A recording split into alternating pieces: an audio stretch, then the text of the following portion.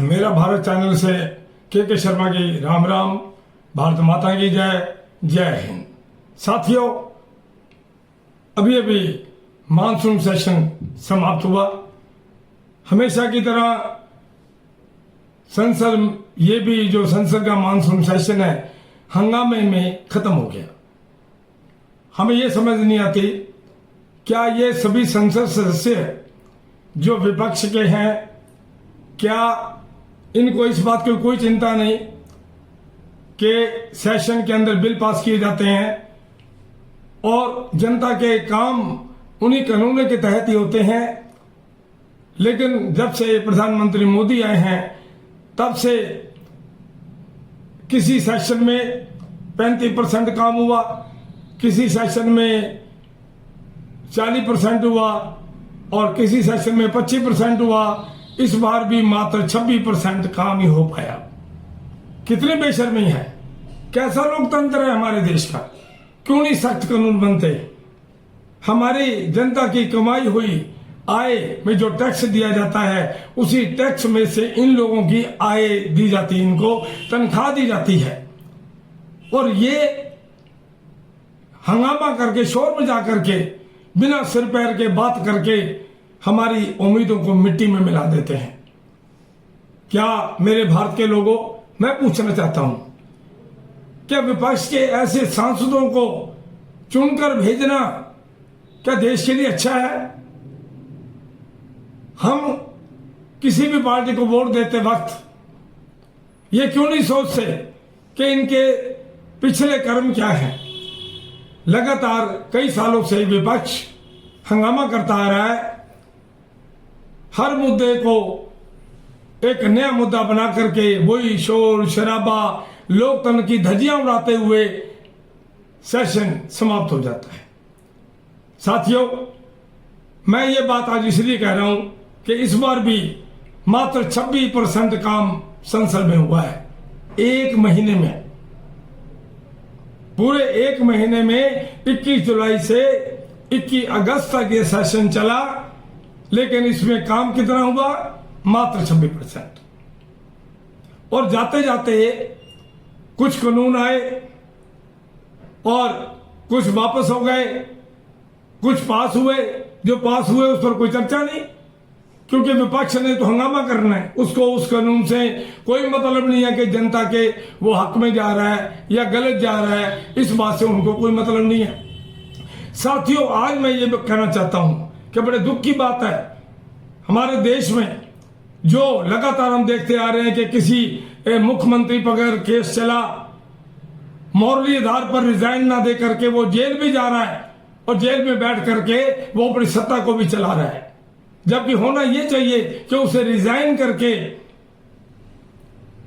जबकि वो आरोप मुक्त हो जाए, रिजाइन करने के बाद उसका हक है राजनीति में आने का। लेकिन चाहे बिहार के लालू यादव हों, चाहे केजरीवाल हों, चाहे इसके आप पार्टी के कितने ही नेता हैं, चाहे वो जेल में बैठे हैं और जेल में बैठे बैठे रिजाइन दिए बिना ही वो वहां से सत्ता चला रहे हैं। क्या जवाबदेही है जनता के प्रति उनकी? इसी भ्रष्टाचार को खत्म करने के लिए इस सरकार ने मॉनसून सेशन में एक बिल लाए, एक संशोधन लाए, जो कि 130वां संशोधन है। उस संशोधन का मतलब है कि जो भी राजनीतिक, चाहे वो प्राइम मिनिस्टर हो, चाहे वो राज्यपाल हो, चाहे वो केंद्रीय मंत्री हो, चाहे वो मुख्यमंत्री हो, अगर वो उस पर आरोप तय होते हैं, अगर वो 30 दिन से ऊपर जेल, 30 दिन अगर वो जेल में रहता है, तो 31वें दिन ऑटोमेटिकली उसकी संसद सदस्यता समाप्त हो जाएगी। क्या गलत है ये? हालांकि यहां पर प्राइम मिनिस्टर ने अपने आप को भी उसमें रखा, फिर हंगामा क्यों? लेकिन अपोजिशन ने तो इस बिल के खिलाफ हू हल्ला कर दिया, हंगामा कर दिया, बिल की कॉपियां फाड़ दी गई, संसद में खड़े होकर नारे लगाने लगे। ये बेशर्मी की हद है कि एक ऐसा बिल जो कि किसी भ्रष्टाचारी को सजा मिली, 30 दिन जेल में रहा और उसको 31वें दिन अगर ऑटोमेटिकली सजा खत्म होती है तो उस बिल के विरोध में यह अपोजिशन खड़ा हो गया। इसका मतलब इनकी मंशा क्या है? मैं समझता हूं संसद के इतिहास का सबसे शर्मनाक, दुर्भाग्यपूर्ण विपक्ष का यह आचरण है।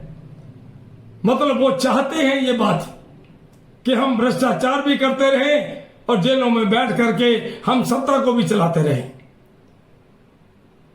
जनता के प्रति उनकी कोई जवाबदेही की उन्हें कोई चिंता ही नहीं है, क्योंकि उन्हें पता है कि जनता हमें चुन के फिर भेज देगी। हम मूर्ख हैं, उन्हें पता है कि जनता मूर्ख है, जनता फिर हमें चुन के भेजेगी, फिर हमेशा की तरह चिल्लाएंगे, हमेशा की तरह इन्हीं सेक्शनों को बर्बाद करते रहेंगे। तो हमारी क्या ड्यूटी है?